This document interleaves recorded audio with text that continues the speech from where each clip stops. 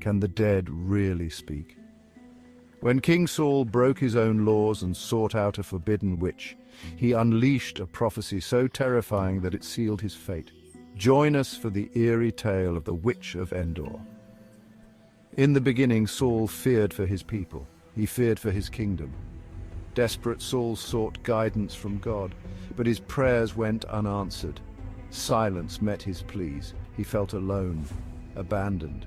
One night, a desperate plan took root in his mind. He would seek out a witch. She would call upon the dead. She would speak to the prophet Samuel. Saul knew this was forbidden. But fear and desperation can drive a man to dark deeds. He would risk God's wrath for a chance to save his kingdom. Under the cloak of darkness, Saul disguised himself. He left the camp with 2 loyal soldiers. Their destination, Endor, a place of shadows and whispers. The journey was long and fraught with danger. Each rustle of leaves, every hoot of an owl made Saul's heart pound. His mind raced with doubt and fear. Finally, they reached Endor.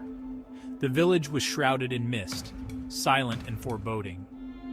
It felt like a place where the living world thinned and the realm of the dead pressed close.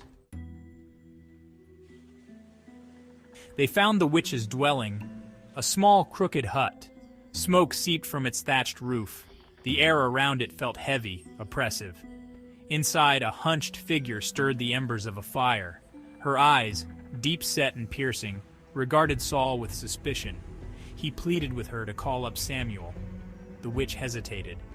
Necromancy was a dangerous art, forbidden by the king himself. It carried a heavy price. Seeing his desperation, she finally agreed, but she warned him. The spirits were not to be trifled with. What she did for him alone. The witch began her ritual. She chanted words in a language both ancient and strange.